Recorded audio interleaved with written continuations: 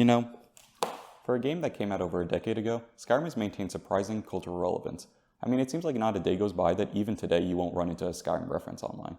I mean, I'm sure a large part of this has to do with the great depth of content and world building in the game, allowing for multiple unique playthroughs as a stealth archer. Despite this though, one thing that I've always found distinctly lacking is the cooking content.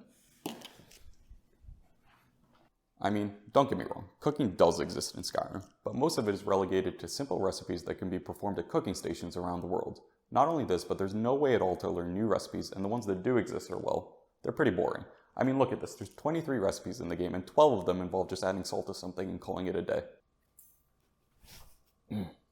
Even worse still is that none of the recipes in the game come close to regenerating as much health as a simple potion of minor healing. This means that there's really no reason at all to cook in the game except to get one measly achievement, and I think that's really a shame. You'd think that a game with 337 unique books in it would have some way to pick up new recipes and make foods that are actually worth your time, but unfortunately no, there isn't. But that's not actually entirely true. There are actually two recipe books in Skyrim. The first is Uncommon Taste, and the second is a response to it called Chaurus Pie, a recipe. Starting with Uncommon Taste, it is a rather boisterous introduction to Breton food written by this unique fella, the Gourmet.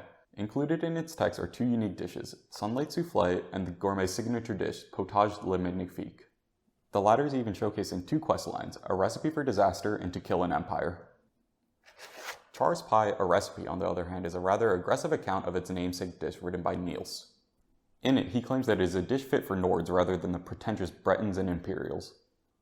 I think it's really a shame that despite having these recipes, there are actually no in-game items for them. I mean, we saw that there are 12 different salted foods in the game. Was there really no space to include these as well? For this reason, I think that we should recreate the recipes to determine what their in-game equivalents might be. Let's start with Uncommon Taste since canonically it came out first. Beginning with the Sunshine Soufflé, we need the following. 2.5 ounces of cow's cheese. I'm going to choose Gruyere since it melts well. 1 ounce of butter, 1 ounce of flour, 9 ounces of milk, a dash of salt, a dash of pepper, and a cupful of ground nutmeg. I'm going to change this to a dash as well since a cup in a recipe of this size would be enough to kill a small horse. Also, the recipe doesn't call for it, but we need eggs since it's one of the main ingredients in a soufflé, so I'm going to use 4. Now, following the recipe, you will first need to stoke the flames of your oven and achieve a moderate heat. I'm going to go with 400 degrees Fahrenheit. Next, grate the cheese into thin shavings by running a finely honed elven dagger over the block. I'm sure a kitchen knife will do here. Now, you need to separate the egg whites from the yolks and beat the whites vigorously until they thicken. I'm going to assume that he means until you achieve stiff peaks. If you have cream of tartar on hand, you can use them here to get better results. And now we can begin preparation of the signature Sunshine sauce. First, melt the butter and add in the flour while stirring continuously until well blended. Then move the mixture to a smaller flame and begin gently stirring in the milk. It is crucial that you do not stop stirring throughout this process. Continue to do so for 10 minutes until the mixture thickens, and then and only then will the Sunshine sauce be considered ready. Here the Gourmet was instructing us to create a bechamel sauce as the base for the soufflé. And now add the salt, pepper, and nutmeg, remember only a dash, and remove from the flame. I actually forgot to do this step here and had to do it later, but it should be fine. Next, add in the grated cheese and the egg yolks, stir well until fully blended, then add the egg whites with a spoon made of carved hickory wood. The most important thing to do here is not to deflate the egg whites. Now, gently pour the mix into 4 stonework soufflé dishes, filling each nearly, but not quite to the top. It doesn't mention it, but a good idea is also to grease the sides of the ramekin to prevent the soufflés from sticking. Now, put the dishes in your moderately hot oven and shut the door. Keep sealed for 25 minutes or your scrumptious suns will rise only to fall flat into the oven's abyss. Finally, remove after 25 minutes and serve immediately. And now we can move on to the Gourmet's signature dish, the Potage le Magnifique. For this we'll need 4 cups of chicken broth, 4 cups of beef broth, 2.5 ounces of butter, 1 wooden flagon of flour, 1 cup of diced carrots, and 1/2 cup of diced onions. But that's not it. The Gourmet says that we need a secret ingredient of our own.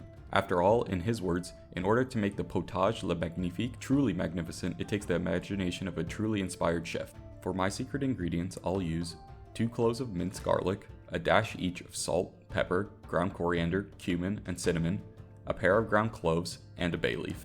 I think that these will give the dish a note of Middle Eastern cuisine. Onto the recipe. First, stoke the flames of your open pit fire and achieve a low heat. I'm doing this on the stovetop in a Dutch oven at around medium-low to medium heat. Now, before you get to cooking, you'll first want to dice up your carrots, your onion, and also grind up your spices and garlic in a mortar and pestle. Next, combine all ingredients into a large soup pot. I'm going to stray from this step slightly by doing this in a specific order. First, I'll add the butter and bloom the spice and garlic mixture in it. Then I'll add the carrot and onion and let them brown until they get a nice color on them. After this, I'll add the flour and stir until no lumps remain. Finally, I'll add both broths and put in the salt and pepper. Now stir vigorously. Next, I'll let this reduce down until I achieve a desired consistency. Once hot, the gourmet instructs to pour the potage into earthen soup bowls and serve immediately. Alternatively, you can also make the soup extra creamy by blending it. An immersion blender would work best, but you can also do it in batches in a normal blender. And now that the Potage le Magnifique is complete, we are ready to move on to the final dish, Chaurus Pie. However, these fine fellows aren't actually real, but they appear to be large chitinous insects, and Niels mentions that they tend to live in caves. Now, I don't really feel like making a beetle pie to approximate what this dish would taste like. Instead, why don't we turn to the insects of the sea, crustaceans. Specifically, I'm going to use lobster, which I guess is going to turn this supposed no-nonsense dish into something a little fancy. In terms of ingredients, we need chaurus meat. I'm going to use 1 lobster tail. Tomatoes, I'm going to use canned. Peppers, I'm going to use habaneros since Niels mentions he wouldn't use too many, and I think the spice will go well with the next ingredient, which is honey. Then we need potatoes, carrots, apples, and optionally turnips. I'm going to omit these because I don't like turnips that much. Not that I have high hopes that this is going to turn out very well. We'll also definitely need a pie crust for our pie, and lastly, I'll add a little bit of salt just to boost whatever abomination of flavors this recipe is going to make. Niels is less specific and more conversational in his instructions compared to the gourmet. For this reason, we will have to extrapolate what he means and be a little innovative. Before that though, in order to ensure that the bottom of the pie does not come out soggy, we are going to par bake the bottom of the pie crust. In order to do this, first preheat your oven to 375. While the oven is warming up, you can get some of the other ingredients ready by dicing the potatoes, carrots, and habaneros. Then take a cold pie crust and line either a pie tin or a tart tray with it. You can then poke a few holes in the pie crust to ensure that it doesn't puff up too much while baking. Then place some parchment paper on the pie crust and fill it with some pie weights. Alternatively, you can also use dried beans, or in my case I use some dried rice. Then place the pie crust in the oven. After around 15 minutes, the edges of the pie crust should begin to turn brown and you can remove it from the oven. The next step is to make the sauce that you will use to baste the lobster tail as well as use for the filling in the pie. To do this, Niels instructs to grind up some tomatoes into a pulp and then mix it with water, peppers, honey, and salt. After that, you have to boil it all together. Before baking the chaurus meat into the pie, Niels instructs to roast it on a spit. However, I don't have a spit, so I'm just going to bake it in the oven. To do this, split the lobster tail down the back of its shell using a pair of kitchen shears. Be careful though not to go all the way to the tip of the tail. Then take the lobster meat out of the shell and rest it along the back. Then raise your oven to 400 degrees and place your lobster tail in there for 15 to 20 minutes. Since my lobster tail was pretty small, I only did it for 15. Every 5 minutes or so, baste the lobster tail with the sauce. You can also finish it under the broiler to really get the sauce cooked. After the lobster tail is done cooking, you can pull it from the oven and dice it into small cubes. Then take the pie crust that you already blind baked and fill it with the lobster meat as well as the rest of the sauce. Then place another pie crust on top of it and make some ventolls. Finally, place the pie back into the oven and let it bake for around 40 minutes. As Niels describes, you're looking for the top to be a light brown. That's when you know it's done. After that, you can pull it from the oven and serve. And at last, we have made each of the recipes in Skyrim, at least those with step-by-step instructions. The sunlight soufflé, the potage le magnifique, and the chaurus pie. Now, the only thing left to do is taste them. The sunlight soufflé actually came out quite good. While like most soufflés it deflated after 10 microseconds, it did not impact the taste. It was still light, fluffy, and cheesy, with the Gruyere giving it a pleasant nuttiness. Though for a recipe called sunlight soufflé, I think I would have wanted it to have some brighter flavors. Maybe an orange soufflé or some other citrus to turn it into a dessert rather than an appetizer. Though this was a good recipe to try, it didn't stand out to me as anything super special.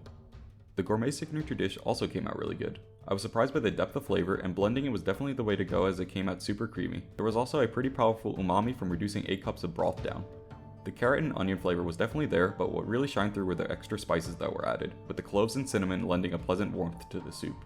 I was really surprised with how well this one came out and would definitely recommend to make it.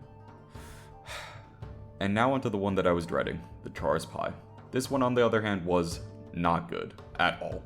None of the flavors paired well with each other. It didn't really taste like a dish that came together greater than the sum of its parts, but rather an assortment of random ingredients that were just thrown together. To be fair though, that is sort of what I did. The tomato was overpowering and washed out the other flavors. The habaneros didn't really lend any spiciness, though I did remove the seeds and pith, but the heat did not come through at all. The lobster meat was very chewy after being fully cooked by roasting it and then cooking it a second time by baking it in the pie.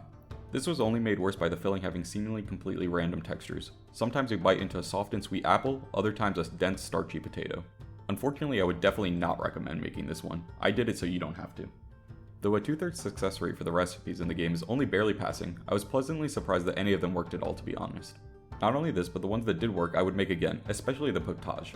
I guess the gourmet really did know what he was talking about. Again though, I think that it's really a shame that these foods are not present in the game. I think that if they were in Skyrim, they could be a way to make cooking more useful. I mean, you find tons of other books in the game that buff your skills. I don't see why finding a recipe book couldn't grant you access to more useful foods to cook.